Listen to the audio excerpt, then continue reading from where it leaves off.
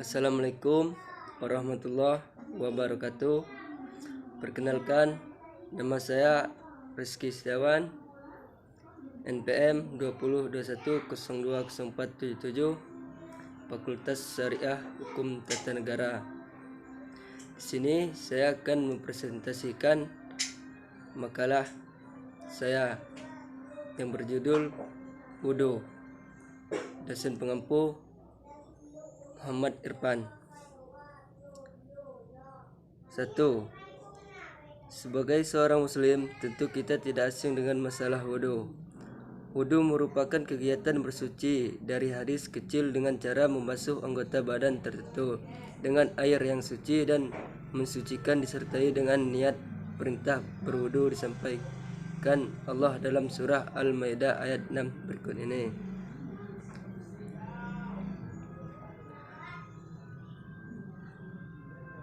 Ketika membaca Al-Quran, ketika berzikir dan berdoa kepada Allah, hendak tidur sesudah muntah, ketika hendak makan dalam keadaan junub, kita hendak mengulang jima ketika hendak tidur dalam keadaan junub dan lain-lain. Sebagai besar dari kita memahami perintah berwudu ketika mengerjakan hal-hal di atas hanyalah sebagai syariat yang disebabkan kepada kita tanpa mengetahui mengapa Allah memerintahkan kita berwudu. Bahkan kita dianjurkan untuk selalu dalam keadaan mempunyai wudu. Akhirnya kita pun mengerjakan wudu dengan asal-asalan sekedar untuk menggugurkan kewajiban atau memperoleh kesunahan.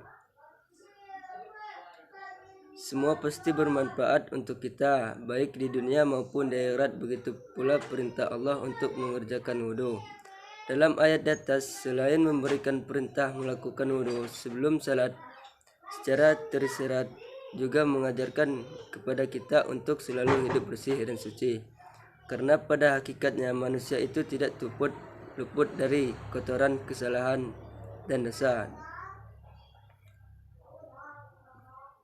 Dengan berwudu, selain bisa membersihkan diri kita dari kotoran, bakteri, dan kuman yang menyebabkan sebagai penyakit, juga bisa membersihkan diri kita dari kesalahan dan dosa.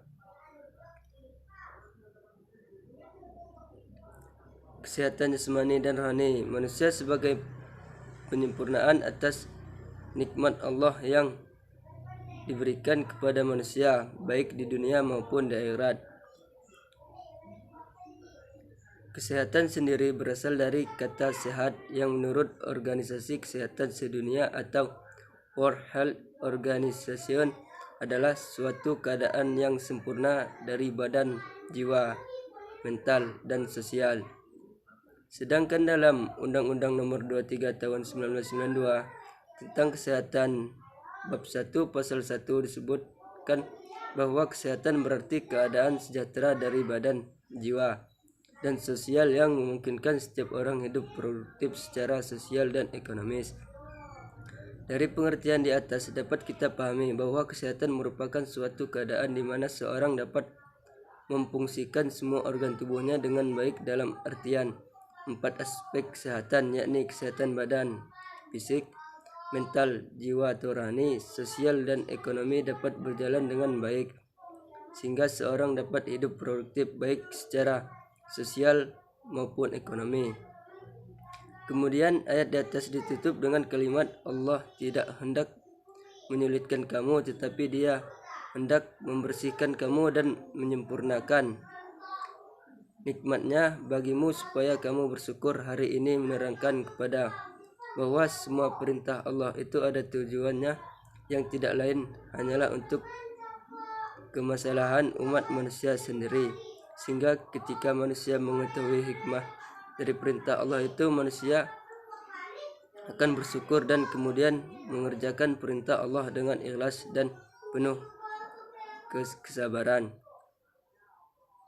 Jika kita melihat wajah fikih mengenai wudu, ini terdapat perbedaan persepsi atau pandangan dari para ulama tentang wudu. Sebagai misal, sebagian ulama mengatakan bahwa kaki itu wajib dibasuh, sedangkan ulama yang lain mengatakan kaki itu wajib diusap. Contoh lagi, sebagian ulama mengatakan bahwa mengusap sebagian kepala saja sudah cukup, sedangkan ulama lain mengatakan bahwa wajib mengusap seluruh kepala. Perbedaan persepsi itu tidak akan ada habisnya jika dibicarakan, karena ulama-ulama tersebut mempunyai dalil sendiri-sendiri untuk memperkuat pandangannya itu. Jika perbedaan pendapat itu sampai kepada orang awam, masing-masing dari mereka akan mengklaim wudhu mereka lah yang paling benar. Padahal kebanyakan dari mereka hanya mengikuti ajaran dari buku yang mereka baca, guru atau orang tua mereka, tanpa mengetahui alasan atau hikmah di balik wudhu tersebut. Berawal dari fenomena di atas, maka penulis ingin mengkaji dimensi lain dari masalah wudhu tersebut, agar kita tidak hanya terpaku pada masalah-masalah wudhu yang jadi perdebatan para ulama. Penulisan akan melihat wudhu dari segi manfaatnya, khususnya manfaat terhadap kesehatan. Penulis akan lebih fokus terhadap manfaat wudhu dari segi kesehatan fisik jasmani, karena kesehatan fisik jasmani merupakan kesehatan yang paling mudah diamati oleh seseorang.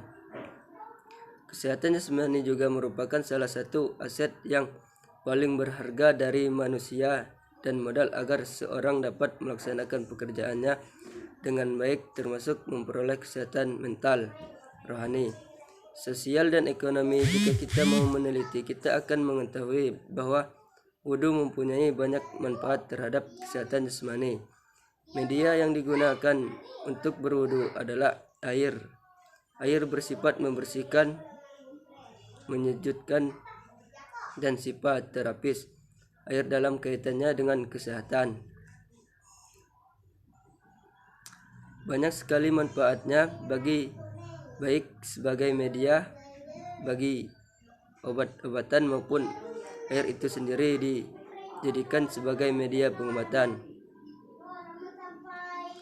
Ketika air wudhu membasuh anggota wudhu, secara langsung akan membuat darah bereaksi sehingga bisa bekerja lebih cepat dan gesit mengalirkan darah ke seluruh tubuh. Hal ini bisa terjadi karena ketika air wudhu mengenai tubuh akan menyebabkan normalisasi suhu tubuh sebagai akibat bertemunya suhu panas dalam tubuh dengan dinginnya guyuran air wudhu.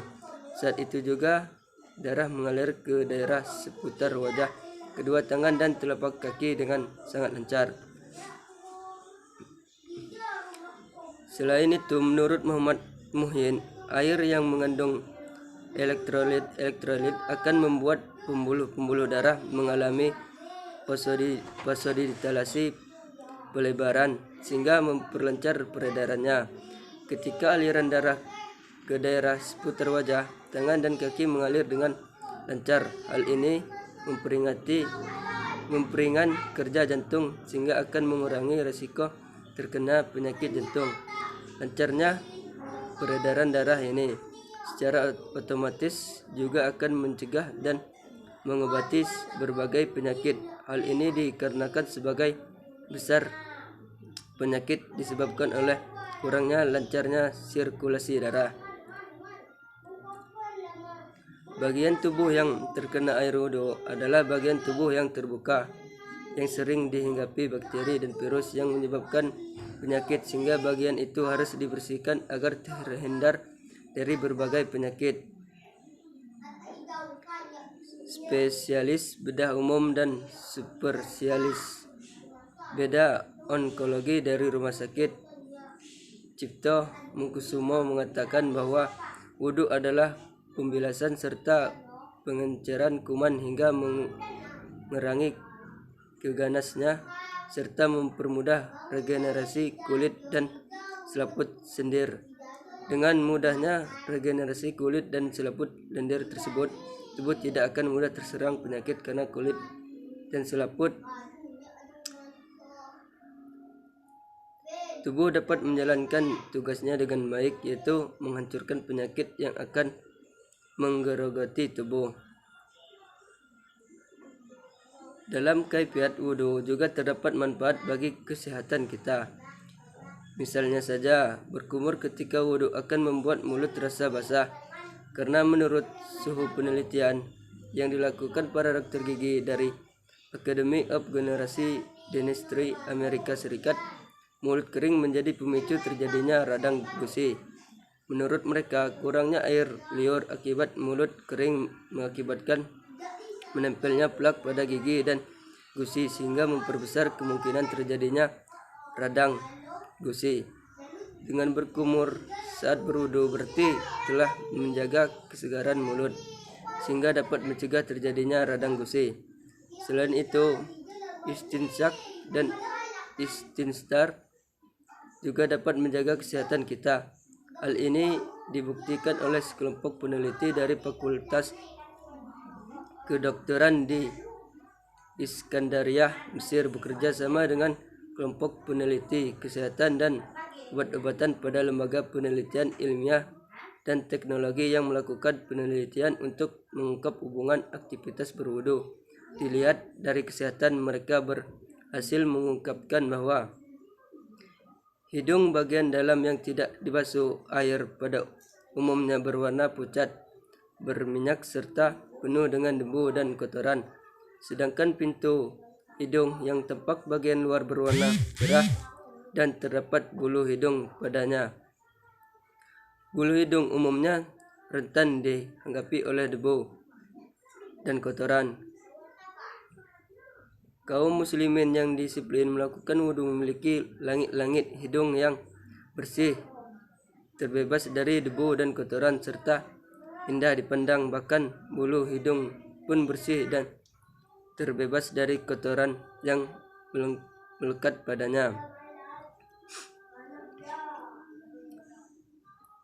Dalam bagian tubuh yang terkena basuhan air wudhu juga terdapat 61 dari 65 titik refleksi yang ada dalam tubuh manusia.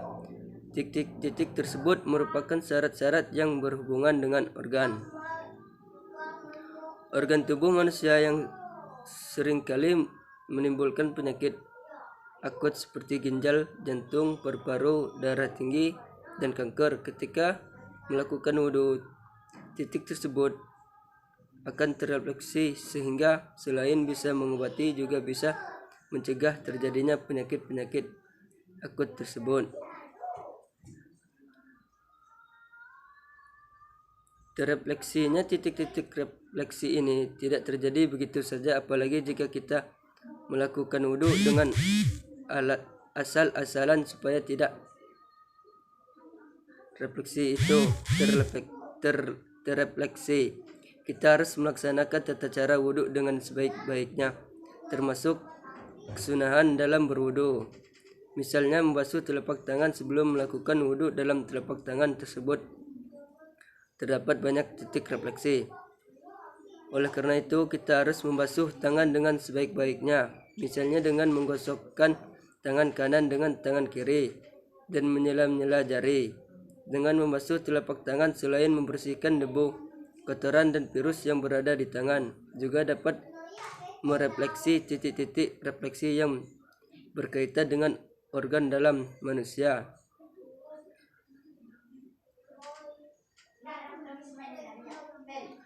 Adapun beberapa rumusan masalah yang akan dijawab dalam makalah ini adalah: apakah pengertian wudu, apa ayat dan hadis tentang wudu, apa saja rukun wudu, apa saja yang membatalkan wudu, apa saja syarat sah wudu.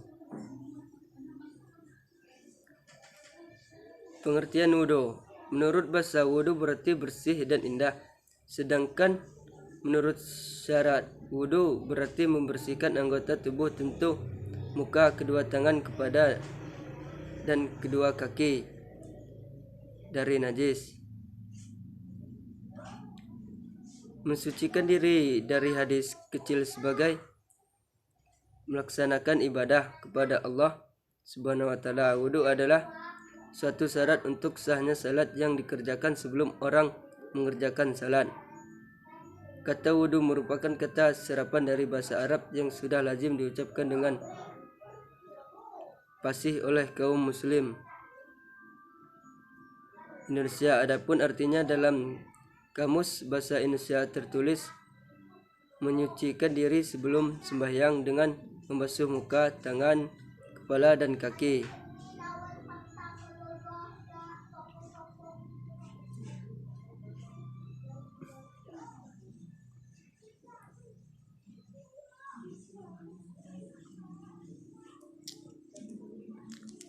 Mungkin hanya ini saja yang dapat saya sampaikan dari presentasi makalah saya. Saya akhiri. Assalamualaikum warahmatullahi wabarakatuh.